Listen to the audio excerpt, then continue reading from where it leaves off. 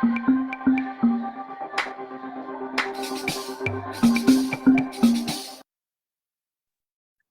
morning, good morning, good morning. Welcome to day 8 of the Workplace Power Leverage Sessions.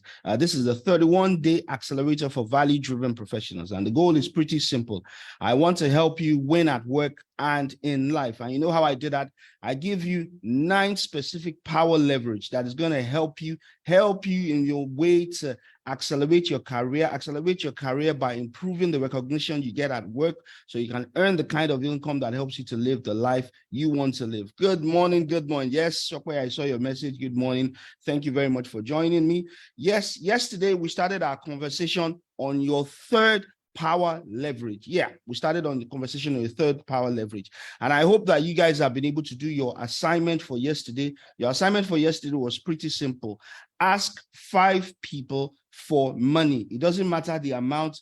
The whole idea is that, look, you are building your muscles in your ability to take advantage of opportunities as they show up for you in life. Yesterday, we went over the money control ladder, the 3 stages in the money control ladder. And I hope you guys have been able to look at where you are on the ladder and basically decide how you want to move on the next step, or basically how you want to maximize. If you're currently on a particular stage, decide how you want to maximize that stage to prepare you for the next stage that you're going to be going into. So today, you know what we're going to be going into? We're going to be going into another aspect of what money control helps you to do. Money control helps you to create experiences for the most important areas of your life. You see, having money or having a certain amount of money really means very little if you cannot transform the resources that you have into creating meaningful experiences not only for yourself, for the people that matter to you. Now, I'm going to share something with you,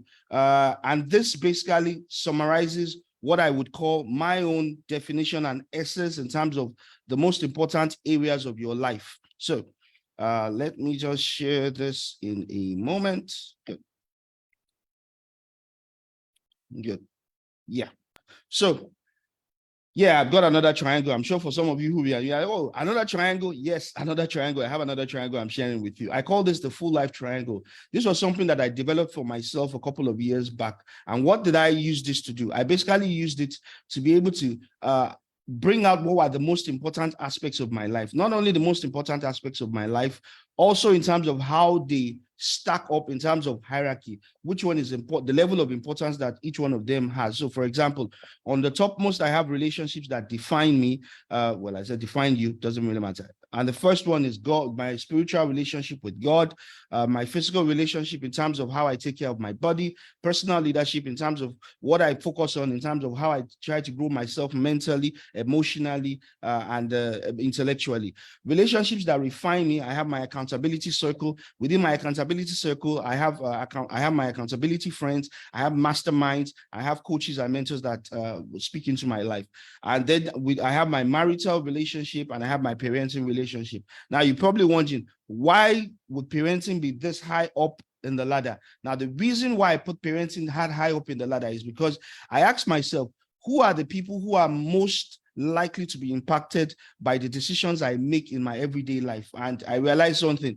The most people who are going to be most impacted are my immediate family. And that's my wife, which is covered by my marital relationship, and my parents and my kids, which is covered by my parenting. And the fact that my kids have this high level of high position in the hierarchy, I'm not oblivious in terms of how I define how they come into the decisions that I have to make. And basically for me, my kids come into are factored into my decisions, and the way they come into is they either have a vote, a voice, or an opinion. A voice, a vote, a voice, or a view. A vote, a voice, or a view. Very, very important. And it's very important, depending on the type of decision, for me to be able to decide what it is that my kids can actually bring in, whether it is their vote, whether it's just their voice, whether it is their view that I want. Now, the next group of relationships that I have is the relationships that experience you.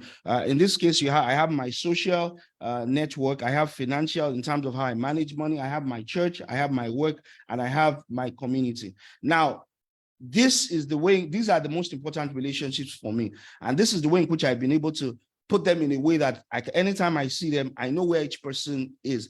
This is actually more of a this is actually an abridged summary of a detailed framework, because within the context of this full life triangle, I'm actually able to guide my decision making. It actually helps in terms of my decision making process, in terms of my goal setting. It actually helps me to be able to define that, but that's not the purpose of today's conversation. So for today, for me, I'm sharing with you what are the core relationships that I would like to create experiences. But before I go into experiences that I want to create for these relationships, the next thing I need to ask myself here is this: what do I have in terms of vision and goals that I have for each one of this relationship?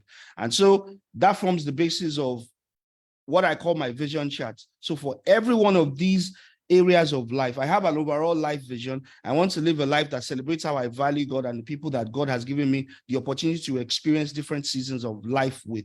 And on the basis of which I've now defined what is the vision that I want for each particular area of life. So for example, for my marital relationship, I said, I want my wife to be secure in the knowledge that I love her and she's the most important priority and partner. For example, for my kids, my vision is pretty simple. I want my children to be confident that they occupy a priority position in my life, second to their mother, and grow up equipped mentally, emotionally, and spiritually for the challenges they may face in life.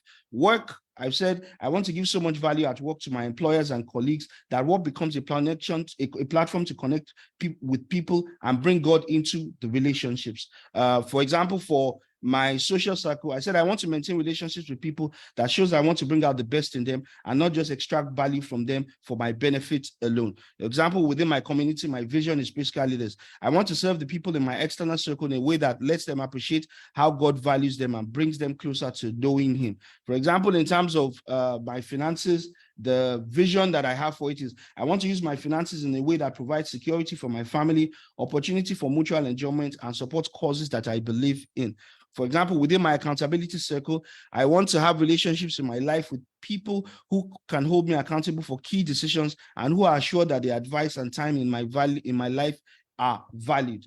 Look, this helps me frame in terms of how I want to frame what sort of experiences that I want to create for the relationships that are important to me. So for example, let's imagine for my marital relationship, based on the vision that I've established of, I want my wife to be secure in the knowledge that I love her and she's the most important priority and partner. Question I now ask myself: how do I create the kind of experience that reflects this sort of goal, this sort of vision that I've established? So for example, it could be in terms of, taking my wife to lovely restaurants whereby we can sample different cuisines. It could be in terms of us being able to go on holiday places to locations that she has always wanted.